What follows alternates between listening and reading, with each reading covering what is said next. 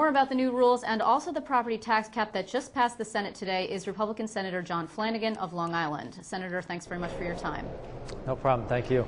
So explain briefly why it is that the Senate Republicans felt like this rules change was something they needed to do so quickly after retaking the majority. Well, I don't agree that it's so quickly after we've retaken the majority. This is something that's been talked about for a while.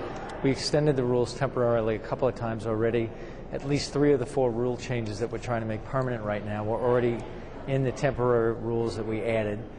We are trying to get the House governing. We're trying to function in an efficient and appropriate manner. And we believe that the rules changes that we made today are going to do that, and they're going to help make the place a better place to work. Okay, I don't think anybody would quibble with the desire to get the Senate chamber working in a less dysfunctional manner, but I think Sure. the Senate Democrats feel that the effort to take away the tie-breaking vote that Lieutenant Governor Bob Duffy has is subverting the Constitution, that's their words, and also disenfranchising upstaters since he's from Rochester, and it seems that at least on the legal point, the governor agrees. I like Bob Duffy, and he is from upstate, but that has absolutely nothing to do with this issue. This issue is about how the Senate is supposed to run. The Constitution is clear that the Senate sets its own rules and governs its body.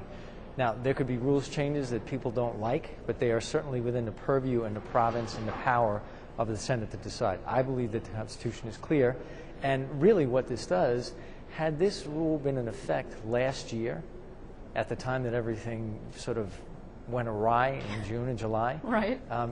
This would not have been an issue, because essentially what we're saying is if someone gets elected in January with 32 votes, that the only way you can change that is by an affirmative vote of 32 other members at any given time. Are you concerned then that at some point soon there's going to be a deadlock, that one of your members is going to leave and there's going to be a situation where there would be a deadlock because you'd lose a seat? Right now you're at 32-30. You don't have a deadlock situation. Sure, and the Democrats were at 32-30 for 2 years. We were at 32-30 before that. Things happen. Issues crop up. You take a look at the rules, you review them. Here's another rule change that we put in there today about the Codes Committee and what kind of bills were to go there. We didn't think it was an appropriate way to function.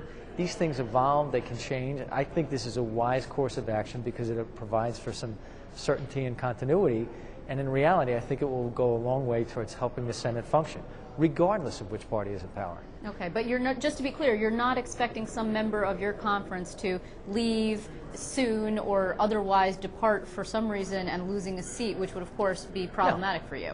No, these are things that we've discussed internally, and I don't believe any Republican's going to leave, and I don't believe any Democrat's going to leave. Okay. I also want to ask you about that property tax cap that passed. Yes. It actually passed with bipartisan support. Not surprising. It passed twice when the Democrats were in control. Some of the Democratic senators, your colleagues, asked for this to be held off until you could actually see what the governor proposes in his budget tomorrow, because if there are very large education cuts, some of these communities might come back and say, hey, about that cap, yeah, we're a little worried about revenue raising. The people who think that we should wait are so far divorced from reality, it's hard for me to even comprehend that. Property taxes are the #1 issue in every community, in every corner, in every county in the state of New York. I don't care where you live, what kind of affluence or not there is in a different community. We need to do something now. This has taken far too long. The Assembly needs to act. They need to join us. This is a legitimate step forward. And by the way, it's Governor's Program Bill #1. So we have the weight and the power of the new governor, Governor Andrew Cuomo, and this is his program bill. We're supporting his effort because he recognizes the severity and the importance of this issue. So there's no reason to wait. In fact, this should have been done a long time ago. And frankly, Senator, wait, just to interrupt for 1 second, I'm sorry. Do you believe that the reason that the governor sent this up in the manner that he did with his first program bill was specifically to box the Assembly Democrats into trying to get this cap passed?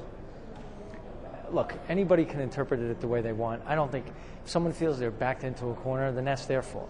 I mean, it's not like property taxes is a new issue. Virtually every candidate, whether you won or lost, campaigned on this very substantially in the past election. The people expect that we're going to do something. In my communities, people are choking on property taxes. So this whole idea of waiting, that's just ridiculous. We need to act now, and there's plenty of things that we can do.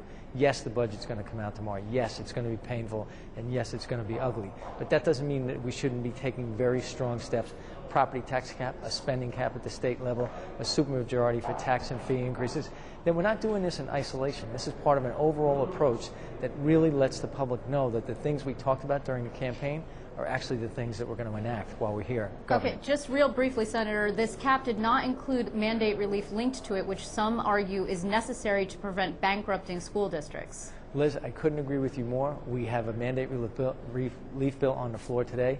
There's a comprehensive group doing Medicaid and local government mandate relief that's going to report on March 1st at the charge of the governor. So I firmly and fully believe that we need property tax cap, we need mandate relief, we need regulatory reform, we need economic development. It's no one thing in isolation, but certainly when we're dealing with the public, they are choking on property taxes. We need to do a cap now. Okay. Senator John Flanagan, I want to thank you very much for joining me from the Capitol tonight. All right, let's have a good night. Be well. Thanks, John.